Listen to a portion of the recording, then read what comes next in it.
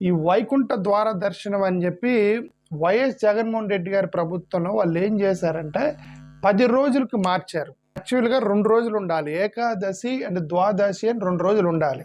December 2020లో TTD board చైర్మన్గా ఉన్నటువంటి YV Subbareddy గారి ఆధ్వర్యంలో వాళ్ళు ఈ నిర్ణయం తీసుకున్నారు, 10 రోజులకు మార్చడం అనేది.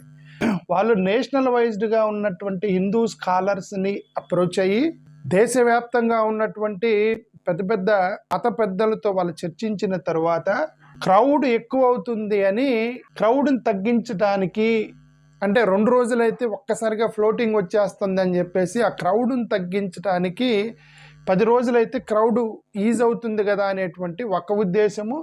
తెలంగాణలో శ్రీరంగం అనేటువంటి ఒక టెంపుల్ ఉంది. ఆ టెంపుల్లో ఇలా 10 రోజులకి వాళ్ళు జరుపుతున్నారు కాబట్టి మనం కూడా 10 రోజులకి జరిపితే అందరికీ అవకాశం వస్తుంది. ఈ యొక్క ఏకాదశి రోజు అనేటువంటి ఉద్దేశంతో వాళ్ళు ఏం చేశారంటే 10 రోజులకు మార్చారు.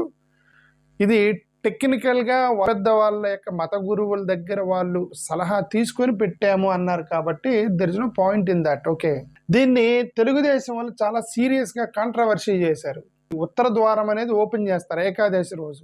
వైష్ణవ టెంపుల్స్ అని వాటికి కూడా అలౌ చేస్తారు. నార్మల్ డేస్లో ఈ వైష్ణవ టెంపుల్స్లోకి అలౌ చేయరు, కానీ ఆ రోజు అలౌ చేస్తారు. ఈ ఏకాదశి రోజు ఈ 10 రోజులు వాళ్ళు అలౌ చేశారు. ఇది ట్రెడిషన్స్కి విరుద్ధము అని వాళ్ళు ప్రెస్ మీట్ పెట్టి గొడవ చేశారు తెలుగుదేశం వాళ్ళు. ట్రెడిషన్స్కి విరుద్ధం అని అపోజిషన్లో ఉన్నప్పుడు గొడవ చేశారు. గుడి టికెట్స్ని తిరుపతిలో ఇవ్వటం అనేది కూడా కరెక్ట్ కాదని చెప్పి వాళ్ళు ప్రెస్ మీట్ పెట్టి గొడవ చేసి వీళ్ళ ప్రభుత్వం వచ్చిన తరువాత ఇదే కొనసాగించారు.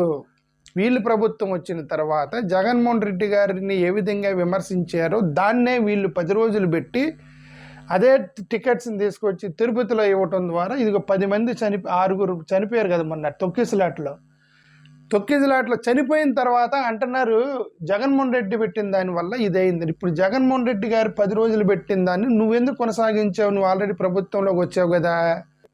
సరే, జగన్మోహన్ రెడ్డి గారు రావటం ద్వారానే ఇక్కడ ఏమన్నారు, తిరుపతిలో టికెట్లు ఇచ్చారు అన్నారు. మరి మీరెందుకు ఇచ్చారు తిరుపతిలో టికెట్లు ఇచ్చినప్పుడు? అప్పటికి బిఆర్ నాయుడు గారు టీటీడీ చైర్మన్గా ఆల్రెడీ మీరు చైర్మన్ని, బోర్డు మెంబర్స్ మొత్తాన్ని పెట్టారు కదా. జగన్మోహన్ రెడ్డి గారు తీసుకున్న నిర్ణయాన్ని మీరెందుకు కొనసాగించారు అంటే వాళ్ళ దగ్గర సమాధానం లేదు. ఓకే.